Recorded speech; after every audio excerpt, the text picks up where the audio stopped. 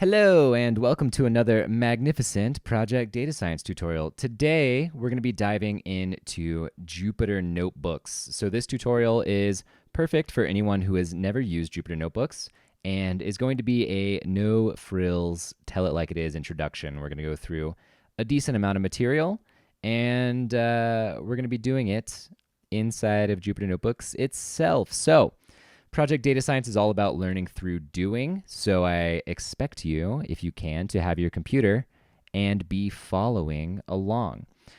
So let's talk about what we're going to be doing in this tutorial. So step number one, we're going to look at a couple Jupyter Notebooks just to set the stage. Step number two, we're going to install Jupyter Notebooks. I'll help you get Python and Jupyter Notebooks installed in a nice virtual environment. Step number three, we'll open up Jupyter Notebooks and ask the question, what is a notebook? And we'll start poking around. Step number four, we'll look at some of the other common things that you can do with Jupyter Notebooks besides the basic functionality. Step number five, we'll look at some other parts of Jupyter Notebooks besides the notebook itself. And then we'll look at a couple other things like keyboard shortcuts and some extensions to Jupyter Notebooks and some other functionality that I really like to use. So let's go ahead and jump in. Let's go ahead and get started. So I am going to drag over here. I have this is a GitHub repository here, a gallery of interesting Jupyter Notebooks. So if you're interested in asking the question, what all are Jupyter Notebooks used for? Well, the answer is they're used for about anything that you might want to do with data and Python. So specifically, this person, or I guess this has probably been compiled by a lot of different people, they have helpfully compiled a lot of different notebooks here. So let's see. We've got some general Python programming, scientific computing. I'm going to scroll down to, where are we? Machine learning, statistics, and probability. Let's take a look at that. So if I open up, let's say, this face recognition on a subset of labeled faces in the wild data set, you'll see here that using this nice little NB viewer URL, we're able to see this person's Jupyter Notebook and see exactly the code that they used, see exactly what they did, and see the images of the results, see the graphs from the data that they're using. And you can use normal text here to divide it up into sections. So this is why Jupyter Notebooks have become more and more popular within the scientific community, and also for data scientists, generally speaking, is because you're able to, in a single notebook, do some experiments, you're able to do some modeling, you're able to do, whatever kind of transformations and manipulations with your data that you want, and train a model that does predictions. And you're able to write up some context about it, and you can share that notebook with others. So it's a really great way to make your work more visible to others, more transparent. And, you can share this notebook with anybody. They don't have to be technically minded. You don't have to create a web application or anything. You don't have to create a whole website to share some analysis that you wanted to do. So Jupyter Notebooks are very handy for a lot of different things. And I'm not sure what you want to use them for, but I'm sure it's very interesting and useful. So let me show you how to use Jupyter Notebooks. Let's go ahead and dive in. All right, first things first, whenever we're getting started with Jupyter Notebooks, is we need to install Python and Jupyter. So if you already have Python and Jupyter installed, feel free to skip this step. If you don't want to install anything on your computer currently, you can use, let me just Google Colab here. So Google Colab is kind of like Jupyter Notebooks in the cloud. You can just run these in your browser. They're not going to be identical to Jupyter Notebooks, so some of the things that we go through in this tutorial might not be the same, but this is a great way to get up and running with a code notebook. It's basically the exact same concept here. You've got text, And then you've got code, and you can share it with people. So it's the exact same concept. Some of the specifics are going to be a little different, but if you don't want to install Jupyter on your computer currently, or if you can't for whatever reason, then feel free to use Google Colab. I think this is a really great resource. But for those of us who are installing Python and Jupyter on our computers, let's go to Miniconda. So Miniconda is how I recommend installing Python and the various data science packages that you use with Python. So what is Miniconda? Well, Miniconda comes with Python, and it also includes this handy-dandy Conda tool here. Now, Conda is used for installing packages like pandas, like Jupyter notebooks, like other Python libraries that you need to install. And Conda is also used for creating virtual environments. And virtual environments are kind of a best practice for wrapping up your Python installation and your packages into an isolated directory that's separate from your main Python installation. So anyways, feel free to do more research on that if you want. Otherwise, I recommend that you install the right version of this for your system. Install the Python 3.7 version. Most people are using Python 3.7 these days. Unless your company specifically uses Python 2.7, then you can install that. So install Miniconda for Python 3. And then once you get that installed, let's hop over to a terminal or Bash, or I'm using Zish. If you're on Windows, you can use the command prompt. So, all right. So what we're going to do is I like to start every new project and every new tutorial video by creating a new virtual environment. So we're just going to create a nice little wrapped up place to install Jupyter into. And I'm also going to install pandas because I want to show you how a pandas data frame looks within Jupyter. So let's conda create in, and we're going to create a new virtual environment. I'm going to name it, I'll just name it Jupyter Env for right now. And then I can list out the packages that I want to install right away as I'm creating this new virtual environment. So I want to install Jupyter, and I want to install pandas, and I think that might be it actually. So I'll go ahead and create this new virtual environment named Jupyter Env. That's what this -in flag stands for, is the name of the environment. And I'm going to install the Python packages Jupyter and pandas into this virtual environment. And it's also going to install all of these, which are dependencies of Jupyter and pandas. These have to be installed in order for these to work. So it asks me if I want to proceed. I'll go ahead and type Y for yes. This will go through and install everything, and I'll come back whenever it's done. All right, it looks like everything installed successfully, and Conda very helpfully gives us this little block right here.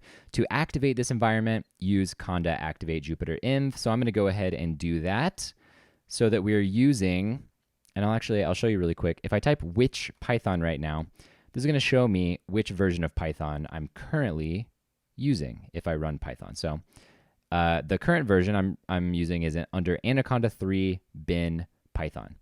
Now, if I activate my virtual environment, and then I type which Python, you'll see that I'm now using a completely different version of Python. So this is the whole point of a virtual environment, is we are wrapping up our installation into this new folder here, so that if we need to have multiple installations on our computer at any given time, we are able to do that. All right, so we have Python installed now. We have Jupyter installed, and all that we need to do to launch Jupyter Notebooks is type Jupyter Notebook, and then I put an ampersand after this to run this in the background of this terminal here so that we can still use the terminal if we want to. All right, and that just popped open a window on my other screen. Let me drag this over here. Let's close that out. And here we go. We're inside of Jupyter Notebooks, and I launched this inside of my home directory. So you'll actually see that we have access to all of the folders, all the directories that I have in my home directory. And specifically, where I want to create a new notebook is I'm going to go into this project data science folder here. And you'll see that these are all the folders within my project data science directory. And let's go ahead and I'll create a new folder. And let's rename that. So let's call this Jupyter tutorial. Now I'll click in here. And so this is the basic screen that you're going to be introduced to whenever you run Jupyter Notebooks here. So we have a file browser. We've got this running tab, which basically shows which, do we have any notebooks that are running? Do we have any terminals that are running? And then we've got this clusters tab over here. We're not going to do anything with this one today. But basically, what I do as soon as I launch Jupyter Notebooks is I'll come over here to New, and then you can just select a new Python 3 notebook here. And this creates a new notebook. Let's give it a name. We'll just call it Jupyter Tutorial Notebook up here. So what is a notebook? Well, a notebook is a way to be able to write plain text and to be able to execute code within different cells. So you can see here, here's one cell. And this cell is currently going to be a code cell. And you can tell that it's a code cell from this right here. You can also tell by this in over here on the left with the square brackets. So if I come into this cell here, I'll just click in and I'll just do something simple in Python. I'll set x equals hello world and let's print out x. Now I am going to click Shift Enter, and that's going to run this cell, and you'll see that we now have a little 1 next to it. So this is a code cell. We just ran that code, and it executed this Python code here and printed out hello world. Now if I come down into this next cell here, and I just type in x and hit Enter, let's see what happens. Well, now you'll see that we've got this out here, and it's telling us essentially what is x. So we're not printing x, rather we're kind of returning x to the standard out here in this notebook, and it's telling us, hey, x is a variable and it's actually a string, and that string says hello world. And you'll notice that we still have access to this x variable, even though we defined it up here in this previous cell. And you'll see that we have the number 2 here beside this cell.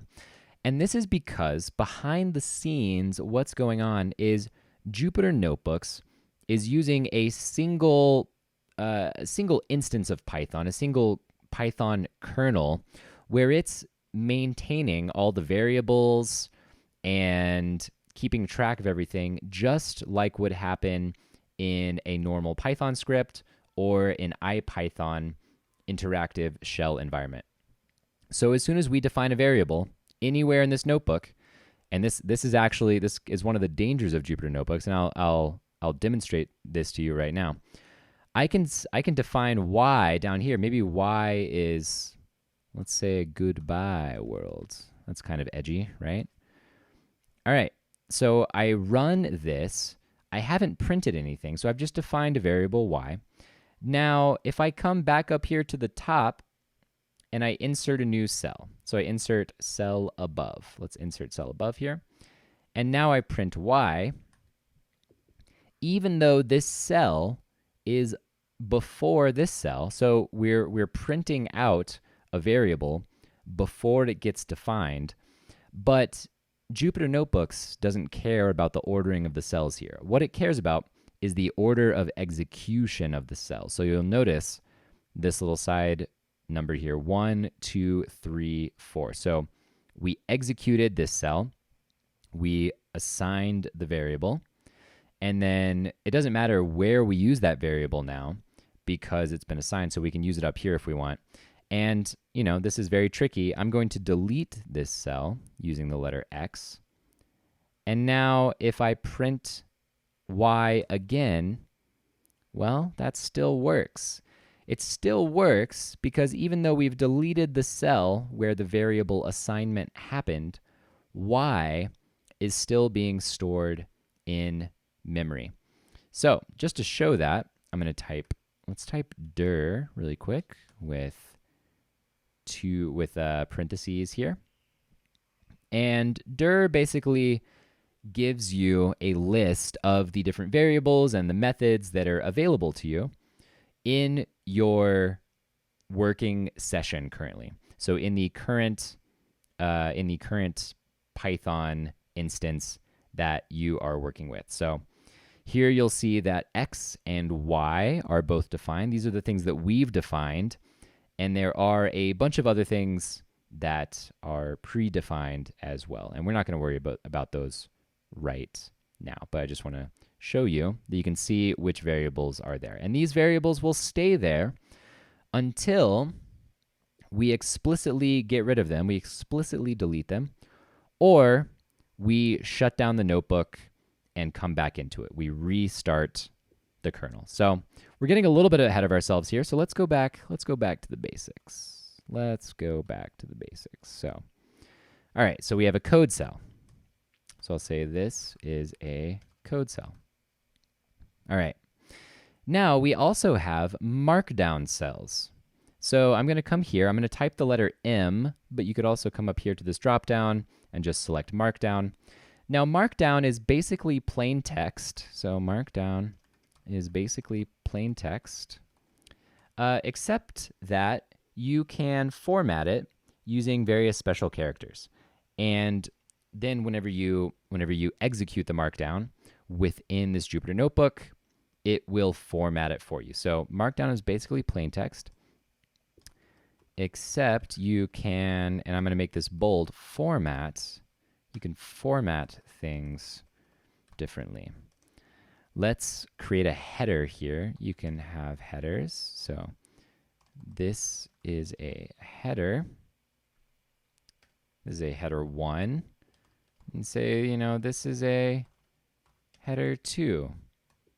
And here's some text, including italics. And here's some other text with more bold. All right, so we've done a little bit of formatting. Oh, sorry. This is a header 2. There we go. And you'll notice that Jupyter Notebooks pretty helpfully actually does the formatting while you are typing it in. So you don't even have to wait necessarily to execute the cell to see what's going to happen. So let's make this a header 2. Now if I click Shift Enter, you will see that this just becomes plain text. So it's not code, it's just markdown. And this is a way that we can describe what we're doing inside of the Jupyter Notebook.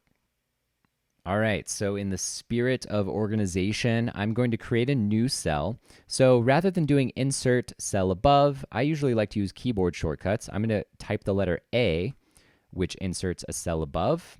Now I'm going to type the letter M for markdown, to create a markdown cell.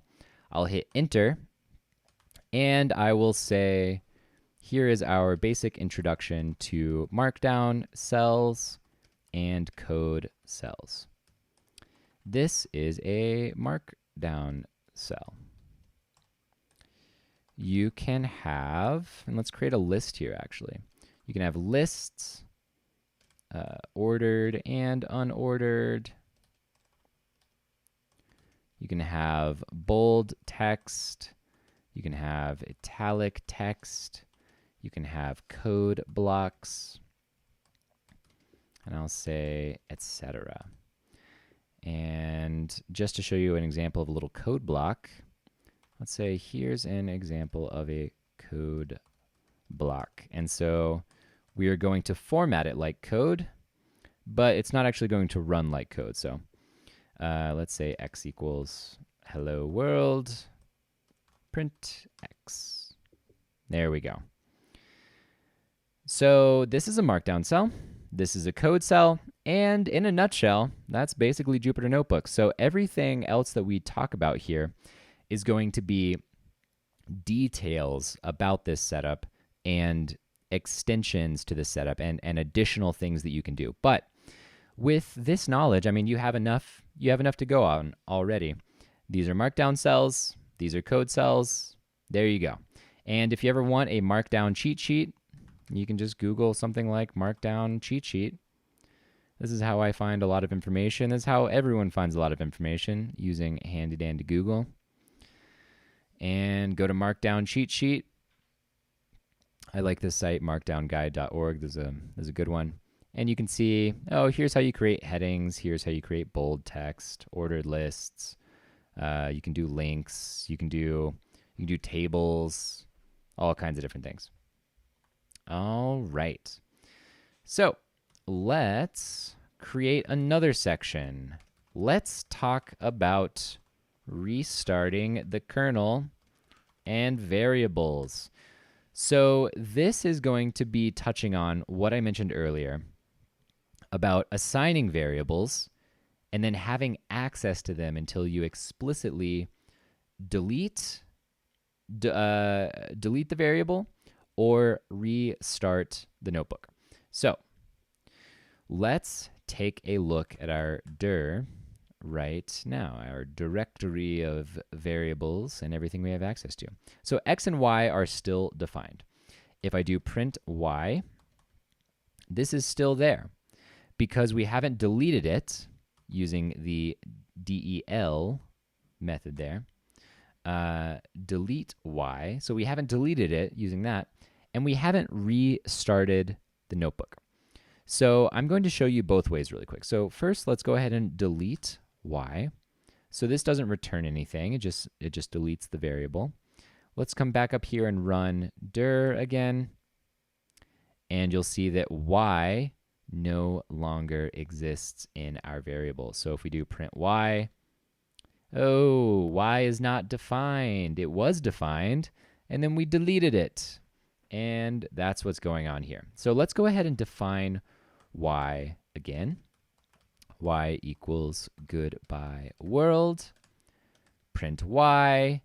That's looking good. I went ahead and deleted that other cell using the X key. I'll go ahead and delete using the X here as well. And if we do dir, you'll notice that y is now back. Y is now back. So I could close out of this notebook. Oh yeah, actually, we do need to save our changes. Thank you, little pop-up. So I'm going to save our changes, Command S, or you can come in here, File, and Save and Checkpoint. Let's close out our notebook. And you'll notice that our notebook here, listed inside of our Jupyter tutorial folder, has a little green book next to it. Now this means that it's running. And it says over here, running, very helpfully. And if we click the running tab, you'll see that this notebook is running. I just said running a lot of times in a row. All right, so if we go back to files, this means that our Python is still running under the hood here. It's still tracking all of our variables. It's still got everything stored in memory. So if I click this notebook again and open it back up, and I come down here to the dir. Notice this number 14. This is the 14th cell that was executed before we saved it. Let's run it again. Now it's the 15th cell, and we still have access to x and y. So I'm not going to run this assignment cell again. I'm not going to run the cell where we assign y. I'm going to print y, and it still prints. Y is still here. So just closing the tab does not shut down the notebook. The notebook does not shut down until you either explicitly shut it down. You can click beside it and click shutdown in our main tab. You can also do file, close, and halt. Or you can come back to the terminal and you can just shut down the whole Jupyter notebook service that's running here. You can shut the whole thing down, and that will shut down all of your notebooks. So the notebook keeps running until you tell it to stop. Another way to kind of reset this notebook here is to go to kernel. So let's go to the kernel tab here. And you'll see that there are different things that we can do with the Python kernel here. So I am going to click restart. I'm going to restart the kernel. Now this has the same effect as shutting down the notebook and then opening it back up again. So all of our variables are going to disappear. Y will no longer be in memory. If we want Y to be equal to goodbye world, we're going to need to run this cell again. And X will also no longer be in memory. So this is kind of like rebooting your computer. It's rebooting the notebook, and you kind of lose the variables that are here in memory. So let's save it. Let's go to kernel, restart. Let's restart this kernel. All right, flashed up blue here. Kernel is ready. Now let's run dir and see what happens to this number here. Boom, back down to 1. That is telling us that this is a new version of Python under the hood here. And you will notice that X and Y are both now gone, because this is kind of like closing out of Python and opening it back up again. So if I go down here to print Y, then we're going to get name Y is not defined, because we're dealing with a new Python kernel here, and we haven't defined it yet. So this is pretty important for Jupyter Notebooks, and this is a reason why, if you can, try to run your cells. I'm gonna restart again here. Try to write and run your cells from beginning to end, so that everything makes sense when you run it one cell at a time, from cell to cell to cell to cell. Because if you assign the variable y right here, and then you print it up here before you've assigned it, this will technically work if you've already run this cell and then you come back up here and run this cell.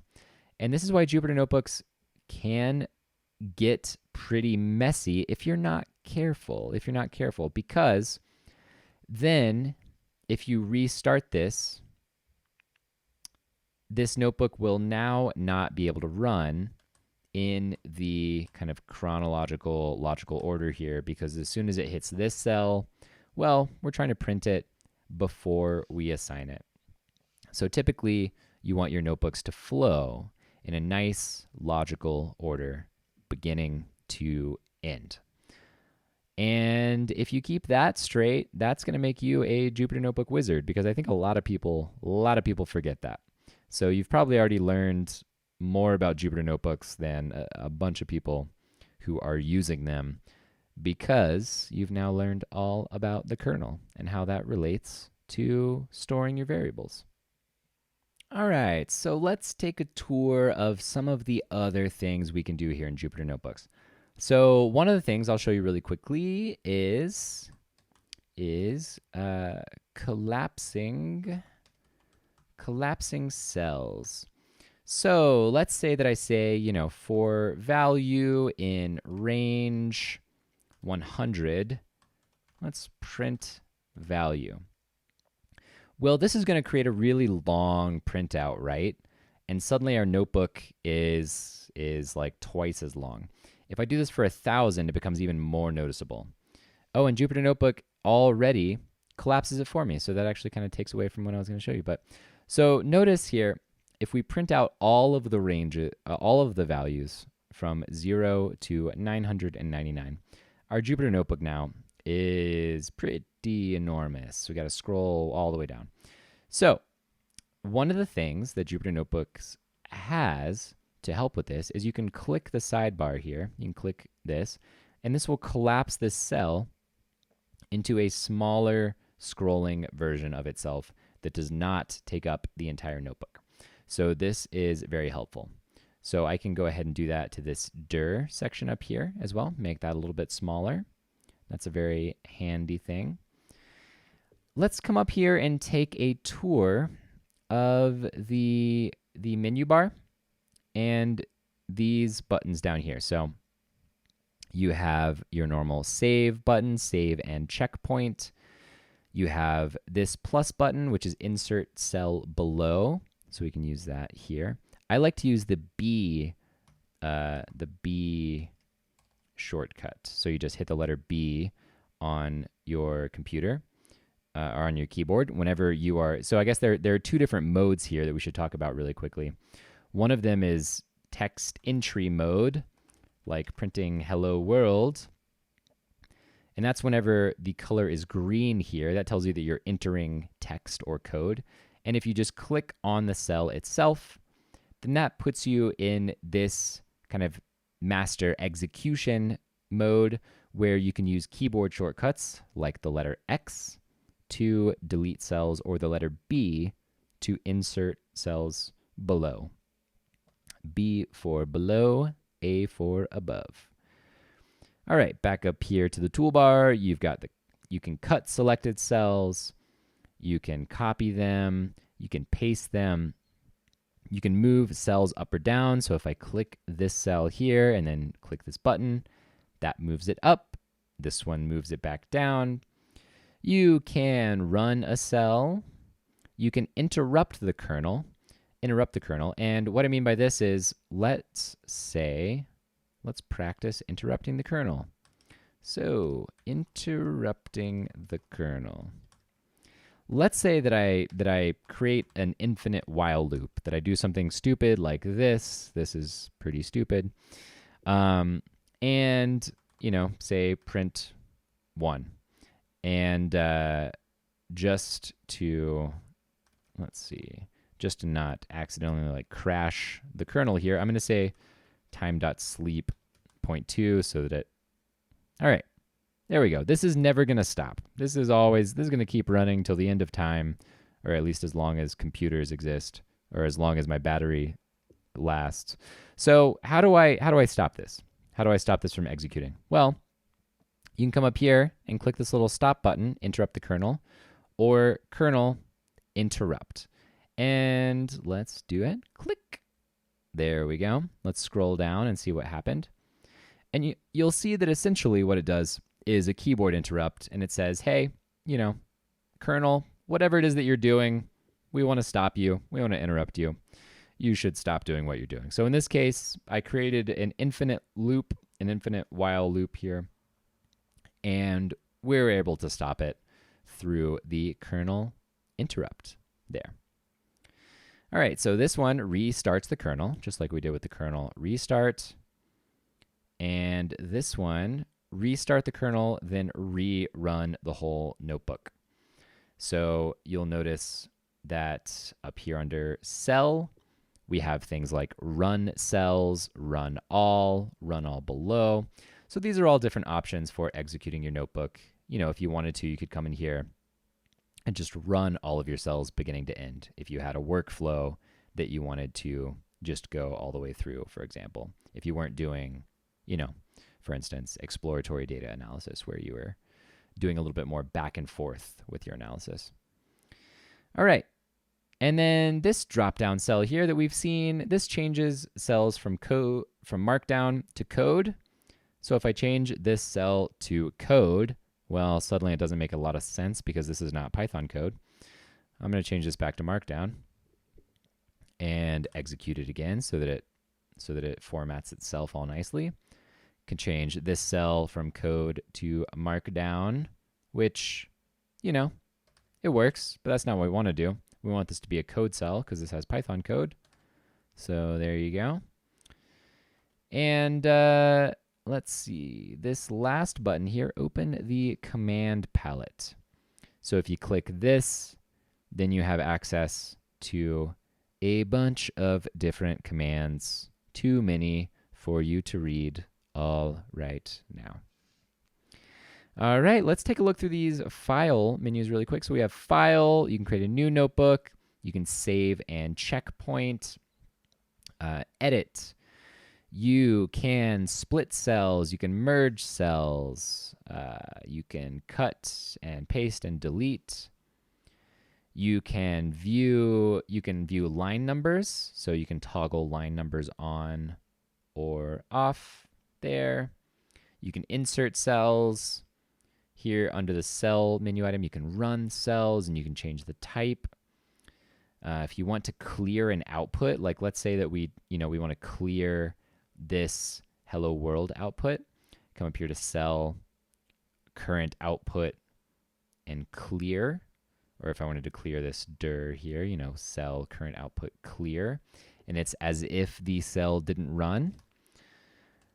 And let's see, widgets. We're not going to cover this right now. And then you've got help. And I'll show you right now one of my favorite help menu items, which is the keyboard shortcuts.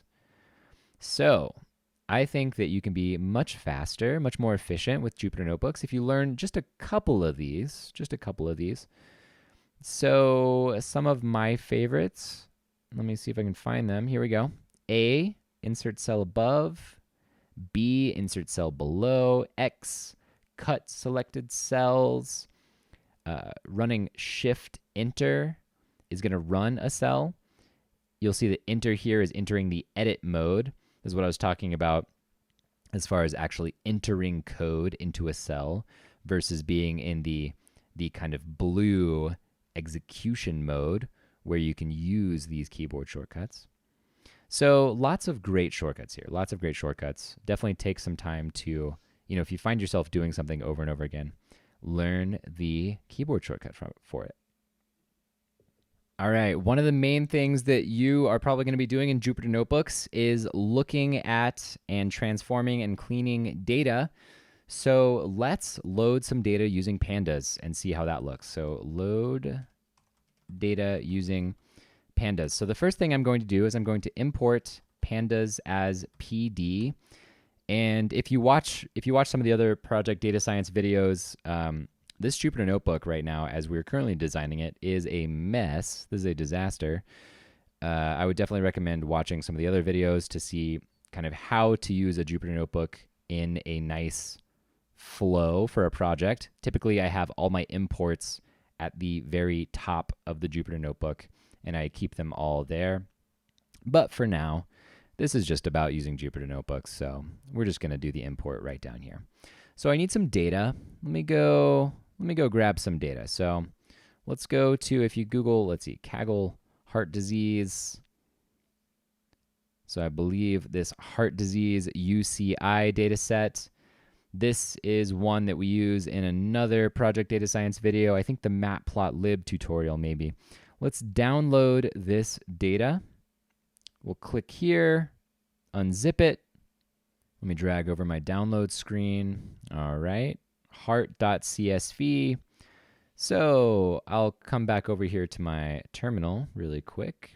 And I'm just going to use the terminal to move this file. So I'll move from my home directory, from downloads to home project data science Jupyter tutorial. Oh, and actually, I don't want to move the whole downloads folder. I want to move heart.csv. There we go. All right, so I run this. You'll see that heart.csv disappears from my downloads folder. Let's close that out. Come back over to Jupyter Notebooks. Now, the first thing I'm going to do is I'm going to run ls. Now, ls is actually this is a terminal command. This is like a bash command to list out the contents of the directory that you're currently in, but it also works in Jupyter Notebook code cells, which is really nice. So you can type ls and print out the contents of the current directory that you're in. So you'll see here is our heart.csv data. I will do df equals pd.read csv. I'm just going to read in our data here. So we read this. You'll see that it executes fine. Now, if I just do df here is how Jupyter Notebooks displays this data. So this is pretty nice, actually. You can see that if you hover over a row of data, it highlights it. You'll see that the rows are kind of nice. You've got this alternating gray-white, so you can see the data pretty easily. I'll do df.head just to look at the first 5 rows of data. And the columns are all nice and bolded here, so you can see what the column names are and which columns go with which data here. So that's one of the nice things about using Jupyter Notebooks with pandas for reading in your data. All right, let's go ahead and move on. We've just got a couple more things to do inside the notebook, and then we're going to do a tour of the other things you can do in Jupyter Notebooks outside of the notebook. And then I've got some extensions to show you, and then we'll be done. So we're getting pretty close here. So, all right, so running bash or terminal commands here. So a nice thing about Jupyter Notebooks is that even though we're running Python here, Jupyter Notebooks allows you to run bash commands. So for example, even though this ls is a bash command, it doesn't require this special syntax, which I'm about to show you, which is the exclamation point. So typically, if you're running normal bash or terminal commands, you're going to use this exclamation point to tell Jupyter Notebooks that you want to run a bash command. So let's say we want to make a directory. So we want to make dir just, test directory, something like that. Now if I run ls, you'll see that we've just created a new test directory. And if I come back out here to our Jupyter Notebooks, our main window, you'll see that here is our test directory. So we were able to run a bash command inside of Jupyter Notebooks. You can also do this if you need to install a new package, for example. Like let's say you want to pip install the data visualization library Seaborn. Well, you could do that right within the Jupyter Notebook if you wanted. Although you could also just hop back out to the terminal to do that. So, you don't need to do this in here necessarily, but. And there you go. All right, so the last thing I'll show you before we save and exit out of the notebook here is magic commands. Now, this is kind of a cool name. Magic commands makes you feel pretty powerful, and it does because these are pretty cool. So I will, let's see, let me copy over this link here. Or actually, if you just Google Jupyter magic commands, should pop up here right at the top, built-in magic commands. So these are things that are not part of your standard Python that you can do in Jupyter Notebooks. So, for example, let's scroll down to a cool one, which is debug. So, debug, for example, let's say that we break some code. So maybe I will say, in this cell, let's say x equals hello world, and then we'll maybe say y equals true, and maybe if y, well then let's try to do z equals 1 divided by 0. So let's break this code here. So we run this. This breaks. Let's type in debug, shall we? Because we want to debug our code. And this drops us in to this cell at the point of execution, right where our code broke. So if I print out y, for example, then you see that y is true. Maybe I want to try z equals 1 over 0. And you'll see that we get that 0 division error. And so you're able to be dropped right into where your code breaks using this handy-dandy debug magic command. Now, there are a ton of other magic commands here. For example, you can save out various portions of your Jupyter Notebook.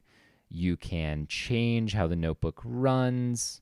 all kinds of interesting stuff. You can look at the history of what you've been running, all kinds of cool stuff. So I would recommend at least scrolling through these so that you have an awareness of them in case you need to use them in the future. All right, so let's save this notebook. So I'll Command S, save the notebook. Let's close out of it. I'll go ahead and shut it down. I'll delete this test directory that I created inside there. And let's show you a couple other things in here, and then I'll leave you with some resources, and we'll be done. All right, so if you go over here to the right, under this new button, you'll also notice that we have options under Other for a text file and a terminal. So if you want to run a terminal right here within Jupyter Notebooks, you have that ability. And in my case, you'll notice that this looks very similar to my terminal that I have out here. So it is running Zish. So I can, I can do ls and print out all of the directories here. If I was using version control with Git, I could do that, or anything else that I wanted to do inside of this terminal here. So I'll go ahead and exit out of this. You'll notice that this says closed now. And under running, there are no terminals running because I exited out. If we had left it running, let's just keep that open for a second and refresh. There you go. You'll see that we have one terminal running now. I'll go ahead and shut this down, and that closes it for us as well. All right, so one more tip on shutting the notebooks down. So after you save and close out of your notebooks, you can just come here and close out this terminal. But if you're using this terminal, then you can also just shut down just the Jupyter Notebooks part of it. Now, if you did not run Jupyter Notebooks using the ampersand, and if it's just taking up this whole terminal right now, then you can use Control-C to stop it. Control-C, and actually you'll see right here that whenever Jupyter Notebook starts up, it tells you use Control-C to stop this server. But since we're running this in a background job right now, so if I type jobs, we'll see that we have Jupyter Notebook running in the background. So the way that you can shut Jupyter Notebook down if you're running it this way is you can just do kill to kill a background job or process, and then %sign and 1. So this is just going to kill that Jupyter Notebook there, and you'll see, okay, shutting down the kernel, and then we're done. And if we type jobs, then there are no more jobs running in the background, and we have shut down our Jupyter Notebook. And that is pretty much it for our Jupyter Notebook tutorial here. So I want to leave you with a couple other resources. I'm not going to go into too much depth here because I think you've gotten a really good foundation that you can start with. But I want to make you aware of these in case they are helpful for what you want to do with Jupyter Notebooks. So the first tool, which is part of the Jupyter Notebooks installation, I believe, is NB-convert. So notebook convert here. So this basically helps you convert notebooks to other formats, like it says here very helpfully. You can convert to PDFs, you can convert to LaTeX, HTML, etc. This can be very, very handy. The second resource I want to point you to is NB format. So if you Google NB format and then click here, the Jupyter Notebook format, and specifically this Python API for working with notebook files. So this is also something that just comes with your Jupyter Notebook installation. And this is a way to programmatically work with notebook files within Python scripts. So for example, imagine that you want to create a certain type of Jupyter Notebook. Maybe you want to create various code cells and different kinds of markdown cells based on the type of data that you have, and you have some logic for how you want to create the Jupyter Notebook itself. Well, NB format can help you do that. Additionally, you can read in existing notebooks and edit them and then save them back out as Jupyter notebooks. So this is very, very helpful for programmatically working with different Jupyter notebooks. And this resource here combined with this next one, Papermill, can be a very powerful combination. So Papermill does not come with Jupyter Notebooks natively. You have to install it separately. But Papermill lets you parameterize notebooks and execute notebooks. So whenever I say parameterize, this means passing variables into the notebook. So let's say that you have an experiment inside of a Jupyter Notebook and you want to run it with different sets of parameters. Well, you can use Papermill to pass in different values of your parameters to the notebook and then automatically execute the whole notebook and spit out kind of a final completed, executed Jupyter Notebook on the output side of things. Or thinking about it with NB format, you could dynamically create a certain type of notebook with NB format using Python. You could then execute that notebook using Papermill, and then maybe you could convert that notebook into a PDF and, maybe automatically email it out or something like that. So this is kind of a way that these extensions are very powerful and can be used in conjunction with one another. Now, the very last thing I want to leave you with is just if you Google Jupyter Notebook extensions and then come to this IPython contrib Jupyter contrib NB extensions. And let's see, specifically, here is a link to the documentation. So any kind of functionality that you want within Jupyter Notebooks might exist with a Jupyter Notebook extension. So there are all kinds of things that you can do here, from, let's see, code font size to automatically linting your code to, let's see here, You've got all kinds of different extensions in here. You have a spell checker. You have this, the hinterland one, which gives you code hints or autocomplete for your code. All kinds of, code folding here. All kinds of different extensions for Jupyter Notebooks that you can check out here. So if you want certain functionality, it might exist here. And with that, I think you have a very solid foundation for using Jupyter Notebooks. I hope that you found this tutorial valuable. I hope that you find other project data science tutorials valuable. And happy learning. We will see you around later at a future tutorial. All right, good luck.